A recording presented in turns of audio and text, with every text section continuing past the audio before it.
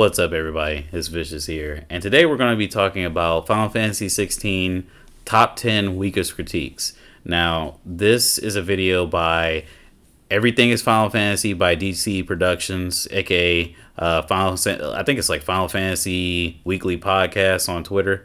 But anyway, you see the channel, you see it there. You could definitely give it a look. I already gave it a like because I do respect these dudes. I do have a difference of opinion when it comes to Final Fantasy 16, I think, than everybody on this podcast. I think they gave the game a 10. I was thinking about reviewing the game, but honestly, the more and more time goes on, the less and less I see a point in doing it. Because I do have a different opinion that's like currently out there, and I think that some people do mirror what I think. Just by talking to the people that I know that have the game, we have similar opinions, and I don't think it's being expressed out there. But you know, time is marching on too fast, and I got school and stuff, so I just want to look at this video and see what I disagree or agree with. Let's take a look. Final Fantasy 16 is not a perfect video game. Of course, there is no such thing. Recognizing that, and also the fact that we recorded a 20-minute long podcast listing our own issues with the game, probably won't stop anyone from suggesting that our rejection of some critiques is tantamount to the rejection of all critiques. But let's get specific. If criticism is a valuable and noble endeavor, then so is criticism of that criticism, and quite frankly, there have been some truly nonsensical things said about Final Fantasy 16. My name is Drew Kreisman. I am one half of the Final Fantasy Weekly Podcast. I do agree with these that. Are my picks. There's some the top nonsensical 10 weakest things. Critiques of Final Fantasy 16. Number 10, underutilized characters. This is the one I actually agree with the most.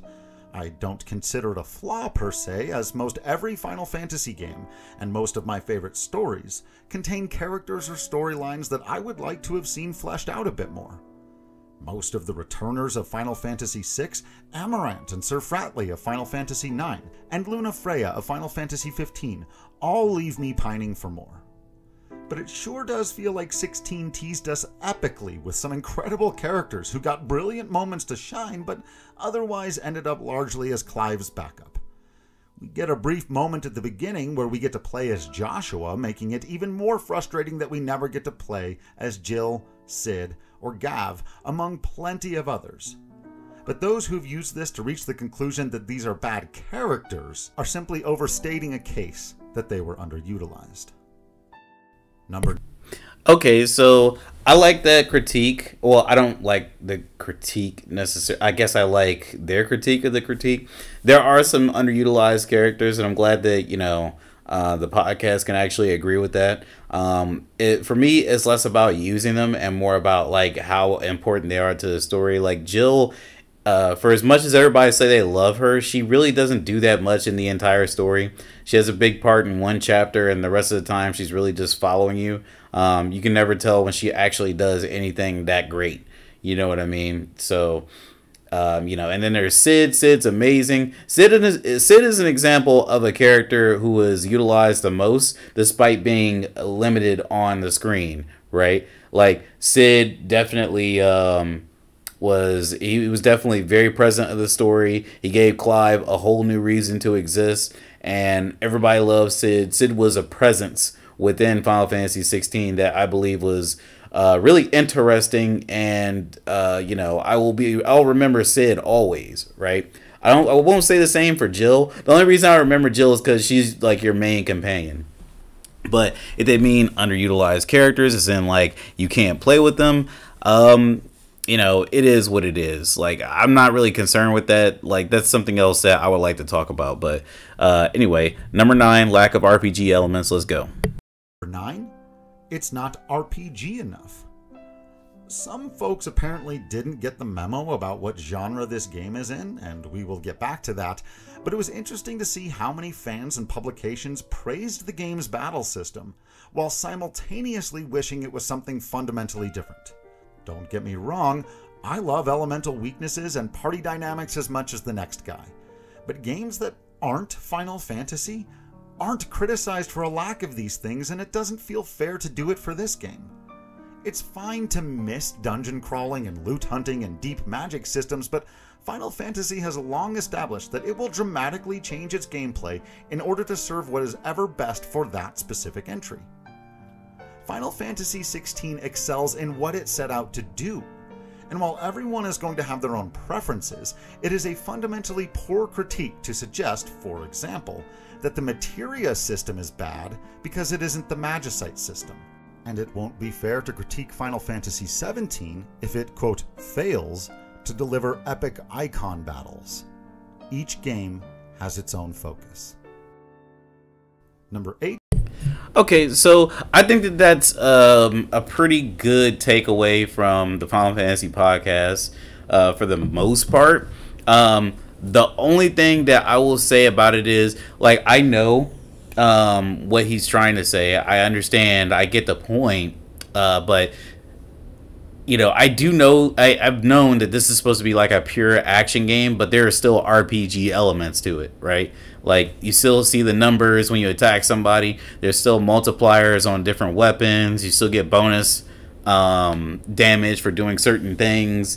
You know, there's RPG elements, and honestly, the further you get into the game, because there's multiple elements in the game that you use, the fact that none of them have like anything to do with like the weakness of an enemy, it just really doesn't sit right with me, right? Like, it feels like there's something missing here. Even Devil May Cry has some, in Devil May Cry 5, there's some enemies that have certain weaknesses to things, and there are some enemies that have certain weaknesses on Final Fantasy 16 to certain abilities at certain times, but it's really not enough to be remembered. It's probably like 2 or 3 or something like that.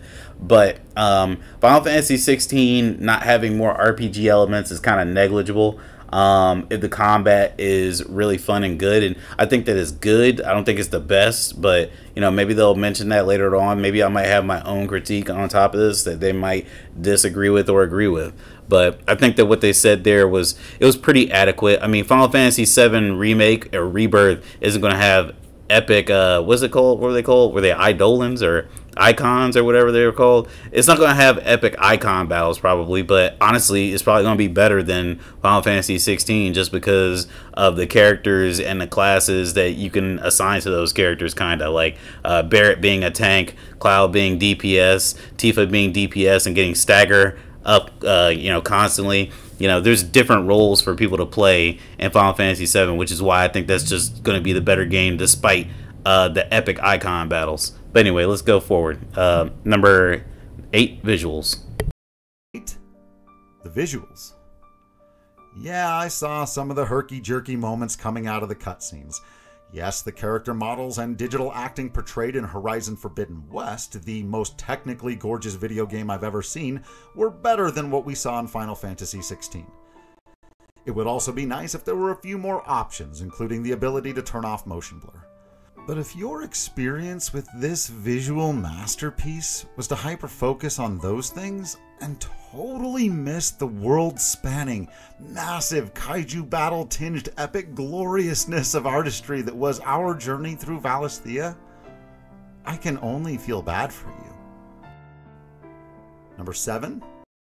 I thought that was going to be longer. So, Final Fantasy 16, I don't know when they started making this, but I don't know if they've like actually followed the updates, but you can actually turn motion blur down, I think all the way off now.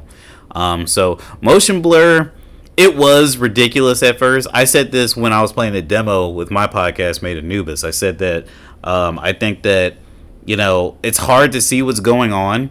And especially if you're like in a castle, it's like really hard to see what's going on. You just see a lot of flashing lights and stuff, and then there's blur all over the place. And it's like, oh shit, what am I doing even? Where am I at?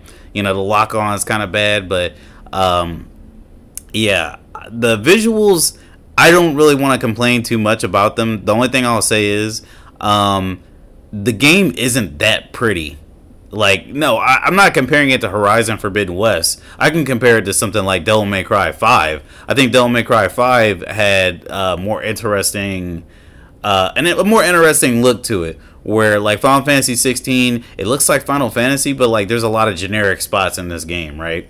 I think that I think that they showed like some good spots, like some good photo op spots, but like majorly Final Fantasy 16 doesn't look that great. I think that, you know, the forest area that you go through early on in the game is pretty good. I think that there's probably like 2 other areas that I think truly look like beautiful, right? But other than that, it's not the best looking. Like, it's not the best looking Final Fantasy game either, personally. That's how I feel. But it doesn't take away that much away from the game. Anyway, number 7, pacing. The pacing. All that said, things can't be epic and world-ending all of the time.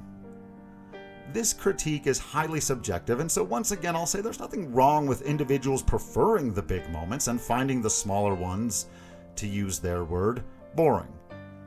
But that doesn't make it poor storytelling.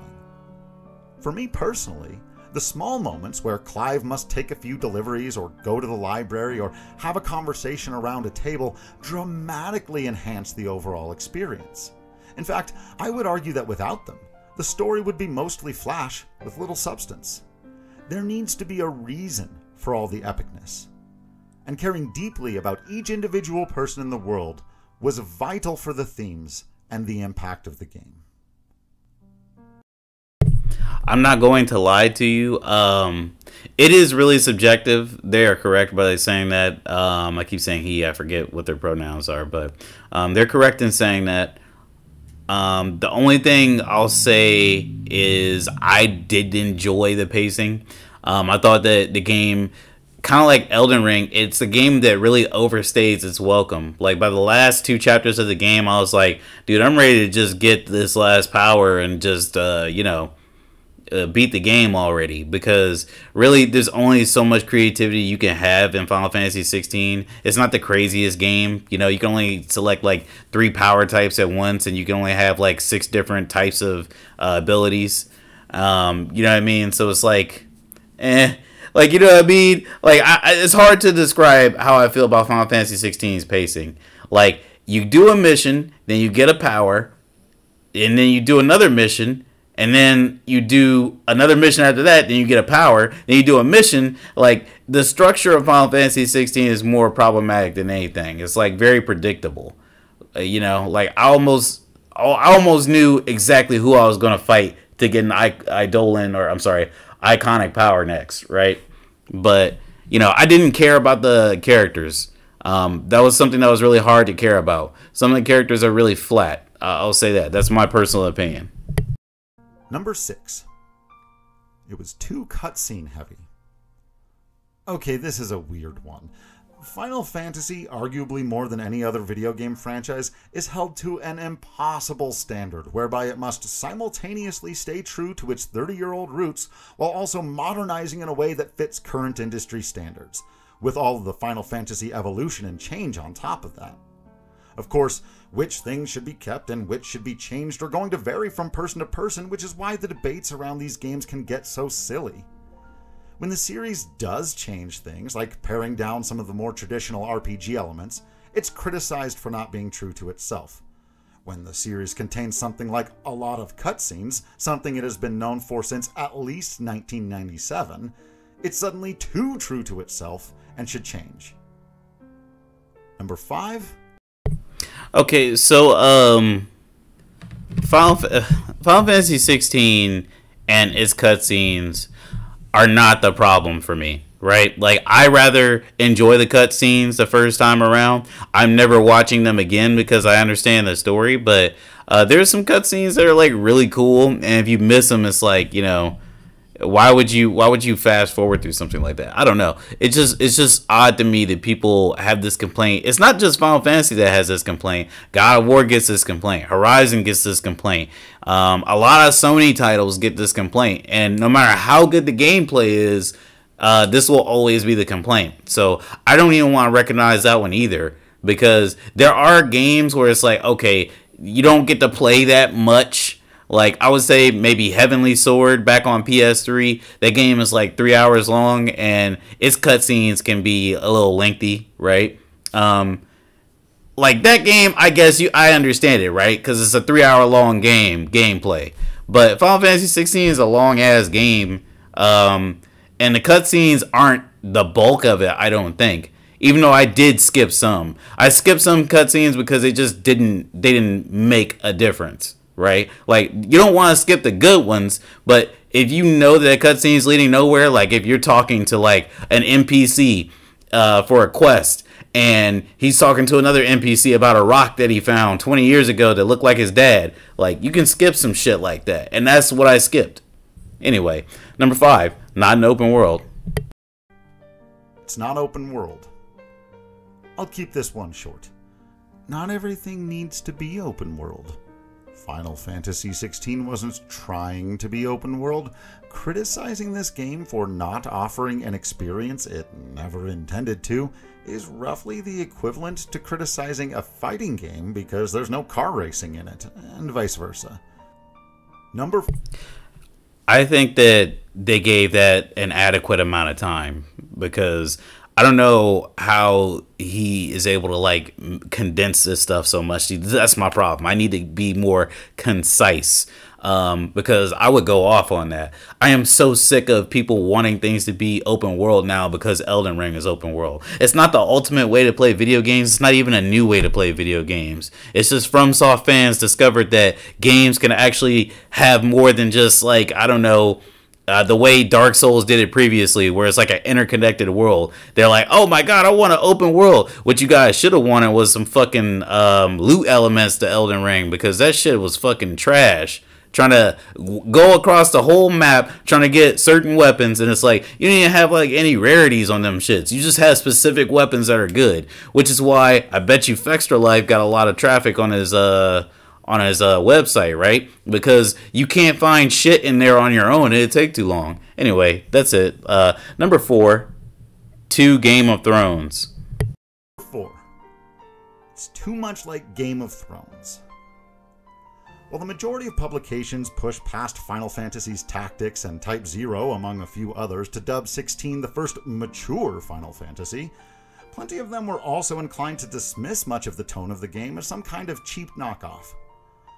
Getting past that Final Fantasy XVI tells a far more satisfying story, especially when it comes to its ending, and also getting past the frustrations that so many of these arguments are made by folks who don't seem to be aware of fantasy for adults outside of Game of Thrones, this whole thing falls apart with even the slightest bit of paying attention. While it is true that the game is a bit darker than most of its mainline brethren, Final Fantasy XVI is not bleak. It is not brutal and harsh for the sake of being brutal and harsh, or for the sake of shocking the audience. In that way, it is the polar opposite of Game of Thrones, where the message is often that everything and everyone is awful, and there is no one to root for. Final Fantasy XVI is as filled with hope, optimism, inspiration, and people to root for as any Final Fantasy. Okay, so the Game of Thrones thing, I don't like either, because, you know, having inspiration, people seem to think it's like when people say that Forspoken has Marvel humor or something like that. Having an inspiration from another form of media is not like a bad thing whatsoever. If we didn't have inspirations from other games and like made very similar things to one another, we wouldn't have some of the best games out there. Like, you guys know that? Did you know that without Street Fighter, Tekken probably wouldn't exist? You know, Kazuya was made as like a kind of like a Shoto type character. We wouldn't have Tekken if Street Fighter didn't exist. That's just the end of it. You know, even though I don't like Street Fighter, I can recognize that the influence. But you never got this type of stuff in the 90s like that. Like you would see somebody say like a certain game, like this game called Mace was like a clone of Mortal Kombat. But, you know, I don't think people would mean it in like a bad way. At least not when I heard it. But yeah, there's nothing wrong with taking inspiration from other forms of media. It's just fucking, it's like a dumb, like, non sequitur. Is that the right way to use that? It's such a dumb, like, non-important critique. Number 3, it's got boring and dull side quests. Oh, here we go. From a gameplay standpoint, the side quests of Final Fantasy XVI are fairly simple. Now, this is true of most games. Go to place, talk to person, deliver item, or fight enemy. To be reductive, yes, that's how video games work. I've seen some point to games like Yakuza as better examples, but all Yakuza does differently is sometimes trick you into a side quest by throwing them at you when you aren't expecting them. This approach, dubbed more organic, can be fun, but it isn't always conducive to every playstyle, and definitely not to a more focused and linear one in my view. The video game industry has largely decided that side quests ought to be built around loot, rewards, and exploration, so deemed Final Fantasy XVI's attempt a failure. But 16's side quests were designed to do one thing: enhance the story. And on that level, they succeed far more than most RPGs.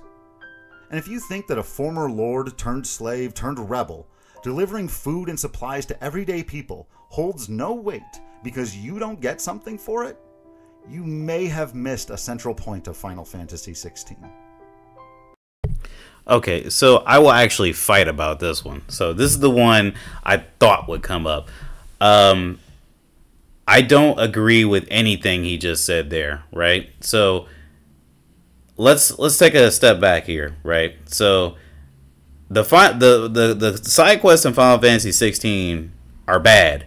They're laughably bad. Like, the first side quest you do is like pick up this bag and give it to me. He even showed one of the side quests things said draw your sword or something. You would think that this stops midway through the game. Even at the end of the game, it doesn't stop. I actually have some footage somewhere around here. God, I should really put it in this video because I was going to put it in my review, right? And what the footage has is it's a late game side quest so you can get the strongest weapon in the entire game, right? You need to do this in order to fight a bounty, which is more fun than a side quest, by the way. And it's a dumb side quest. They have you talk to a lady, right? She's like the madame of this brothel or something. And then you have to talk to a soldier. Then you have to go talk to someone else. I think it might be the madame again. Then you have to go talk to another soldier. And then that's the end of part 1 or something along those lines. So you talk to like 3 or 4 people, and it takes like 5 minutes, but this is like a late game side quest. That's not cool. You know what I mean? Like, I know what he's saying about, you know, you being like a noble, like a prince, turn into a slave to a rebel. Like, I get that, but that's enhanced through the story throughout the game. I don't need a side quest number 96 to show me that Clive is a good person, which is why I would rate. That's like a minus for me on the review. Clive is a great person. I know this, even though he's like a wet blanket and barely has a personality. You know, he's just nice. Just for the sake of being nice, even with all the strife he's been through in his life. But like, I don't need him. I don't need to deliver bread on mission number 87. I think that the side quests are boring. I think the side quests miss the point of side quests in video games. Like, and you know, I know he's not saying this to me directly, but I have commented this on some of the tweets that they've been putting out. So I'm just going to say this. I understand how video games work, but also you have to understand how having fun works, and like looting and like, you know, having fulfillment for completing side quests work. You know what I mean? Like, side quests like in Elden Ring are annoying, but they do have payoffs. Like, they give you some of the best gear in the game. Even though I think Elden Ring is a scolding hot 7, I think that Elden Ring does reward you with this long ass dumb terrible side quests that take like I don't know, hours to finish. You know what I mean? And that's really all I have to say about that. The side quests are awful. They could have been better, and it just feels like filler more than anything. Like, I don't care about the characters. I've cared about enough characters as is. That's the way I feel about Final Fantasy 16. Just enough with it, you know? Just enough. Anyway, let's look at this one. 2 Kingdom Hearts.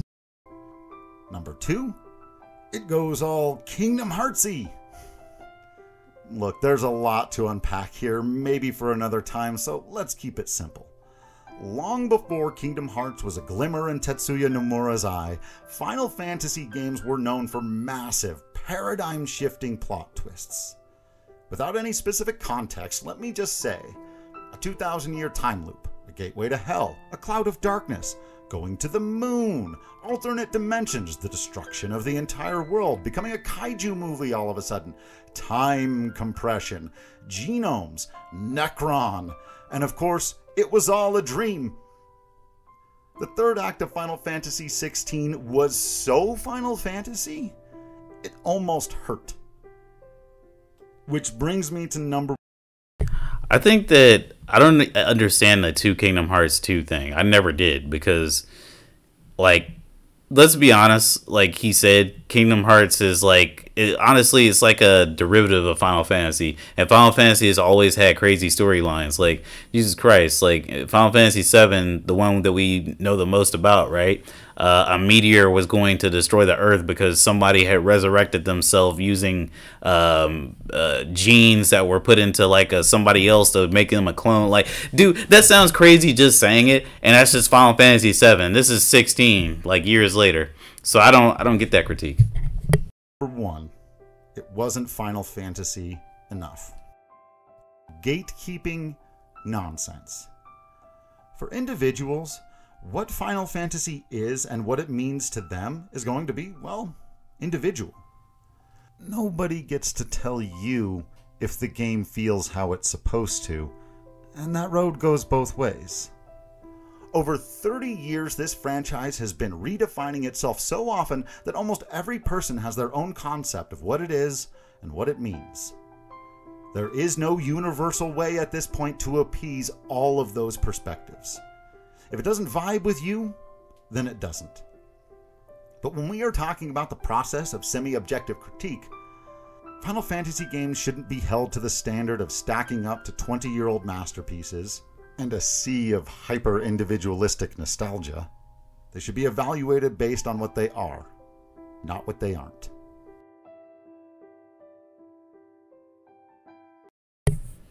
Oh, let me get that. All right, yeah. So most of this I think was pretty good. You know what I mean? I didn't like the bit about the side quest because it just feels like you want to, like, I understand there's different ways to enjoy a game, but, you know, I enjoy when a game rewards me and gives me story through side quests. You know what I mean? And I got that, and I hate to say this out loud because people jump on me every time I mention it. In Horizon Forbidden West, you got things like that. You got legendary equipment after doing like certain side quests. You found items. You got gear to upgrade your gear. You just got different weapons and stuff like that. Like, and you found out like you did things that actually changed the environment. I know because I beat Forbidden West like twice after the DLC came out, so I can get like different gear. Right? I remember. There's a mission, right? You specifically have to do this one mission so this one area in the game gets water, clean water that they can drink and won't poison you, right? It's one specific mission. And it was rewarding because, you know, it keeps you from getting hurt. And also, it helps the villagers, right? They can actually fight in their water and all this stuff that they want to do. Final Fantasy 16, to my knowledge, does nothing like that outside of the main quest. And honestly, I don't feel better when I do the main quest. Like finding somebody's lost chocobo because, you know, I got to kill 2 dogs or whatever. Like, that's nothing to me. It means nothing. But anyway, I'm done. Good video. Check them out. Subscribe to them.